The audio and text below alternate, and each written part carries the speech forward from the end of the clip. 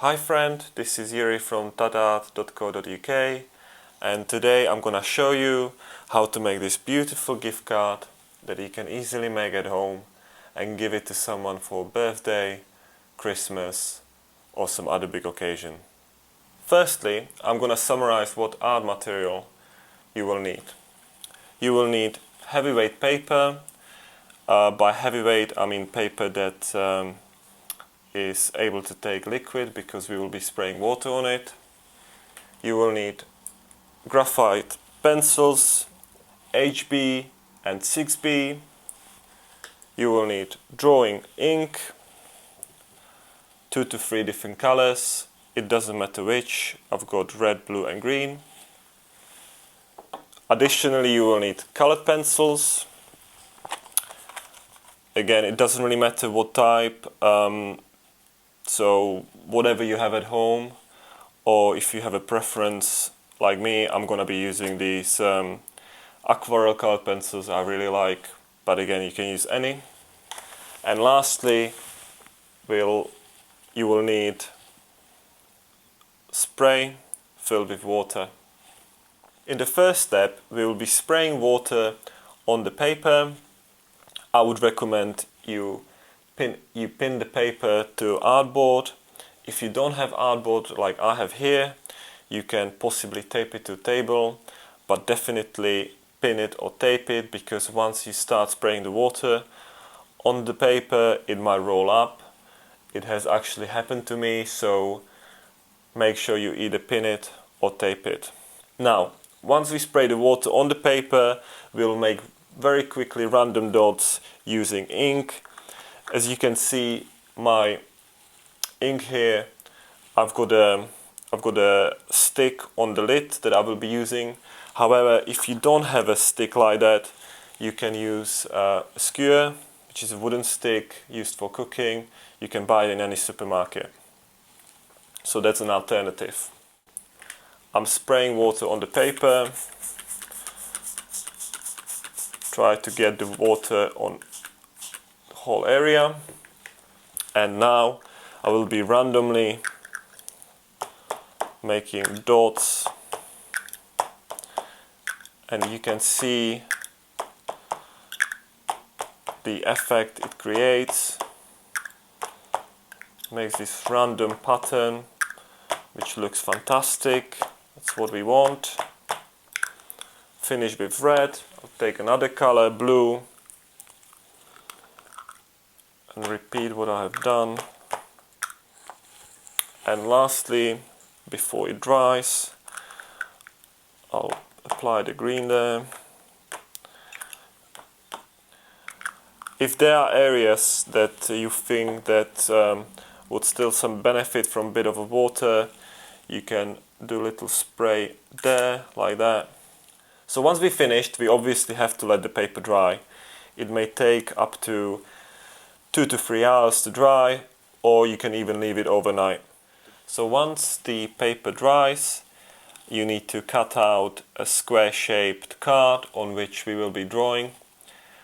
I've got here 10 centimeters by 10 centimeters card, which nicely fits on a gift card like that you can open, close.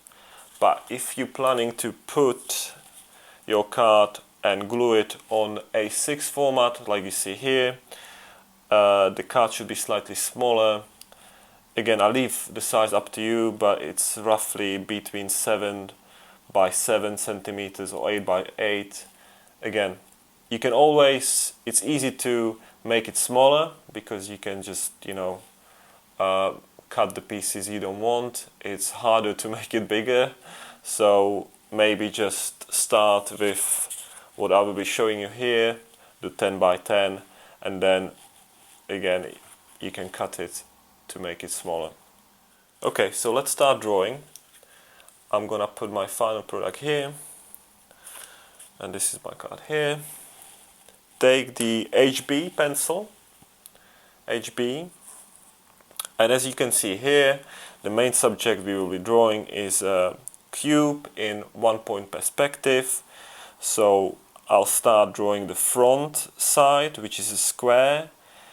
Just place it a little bit to the left, because we need some space later for the side and the top. So place the front of the cube a little bit to the left, and once you have that, we will draw a horizon. Now this is not a live drawing, so we are absolutely estimating where the horizon is here. Normally if you're doing live drawing it would be at your eye level, but since this is just an exercise, we're making it up. Just put it as far away from the top edge, but still on the card. And once you have the horizon, place a vanishing point on it right in the corner. Yeah, notice that my vanishing point sits on the horizon. Once you have that, we'll join the corners of the square with the vanishing point, like this.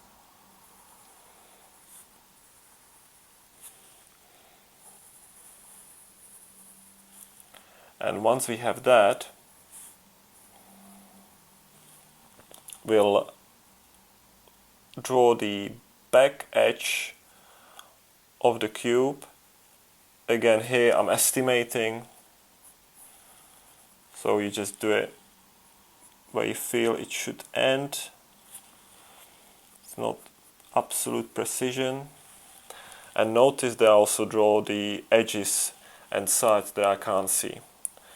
Once we have it in this shape, you can start shading. So I will start shading the right side of the cube, which I have decided is gonna be the darkest. Notice that I shade under 45 degrees, which is the most,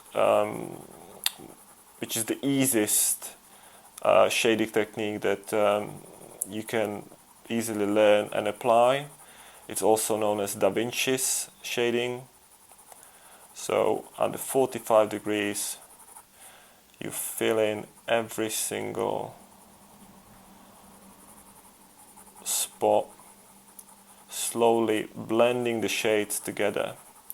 Now notice that at the edge I can change the direction a little bit, so definitely do not go over the edges.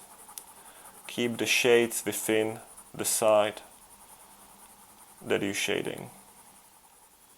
So this is the darkest side. The top side I'm decided it's gonna be medium gray, so it's gonna be lighter than this side but darker than the front. So again, you need to get your hand a little bit lighter with a bit of a light touch and blend the shades together. Around the edges you can again change the direction, otherwise try to keep it under 45 degrees. Okay, so before I start the front, which is gonna be the lightest, I'm gonna rubber off the supporting lines I have used, and also the ones inside, because the front side will be very light and we don't want to see the supporting lines in there. Once you're happy with your shading with HB pencil, you take the other pencil, 6B, which is much more softer and it's much more easy to create darkness, and you will put another layer over what you have here, but again you have to keep it that this side is the darkest. And notice that I always start with the darkest side and slowly then working towards the lightest side. So once we finished shading the cube, which is the main subject of our drawing, we'll move on to the background. Here we have inspired ourselves with an art movement called Op Art, also known as Optical Art. So we need to create this structure.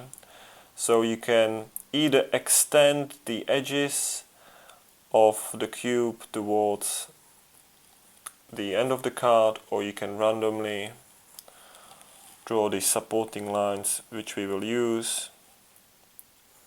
I'll leave that up to you. The key thing is that we need even number of these lines. If you don't get an even number, I've got 1, 2, 3, 4, 5, 6, 7, 8, 9. I'll do a little cheat here. I'll just split this into little v to get 10. And now we're gonna use the outline of the cube and replicate it. Repeat it outwardly towards the edge. And it's gonna create a structure that looks like a spider web. When you finish drawing your structure, you will take the softer pencil 6B and we'll start filling these cells. You can notice, you can see here that we switch between black color, same here, black color. So we're switching between the cells. The key bit is, if you want precision, you have to sharpen your pencil or keep sharpening it as you draw. Now you need to really press in order to get this beautiful dark black shade. I'm really pressing hard. So once I have that, I can move on here. When you finish filling in the cells that were supposed to be black with the pencil, we'll move on to the other cells. The unwritten rule is to never leave anything blank. So here we can see ink, but we can also see the paper beneath it, and we want to cover that with colored pencils. So in each cell I will use at least 3 different colors, using what's already there. So you can see there was ink here, green ink, so I'm using green colored pencil. I will extend it over. Don't be afraid to blend the colored pencils together. They create very nice colors if you do that, but just fill it very gently. So this is a bit where you can experiment and learn something new about how the colored pencils behave. You can mix the colors together. As you can see here, I'm mixing green and brown to create a completely new colors. So this is it. This is our result. Final note: when you glue this card onto something, make sure you don't put the glue too close to the edge, because when you stick it to a card or another paper, the glue could come out. Obviously you don't want that effect, so watch out for it. Also, don't put too much glue on the back, nor you should put too little. So just to complicate things, you need to find a perfect balance.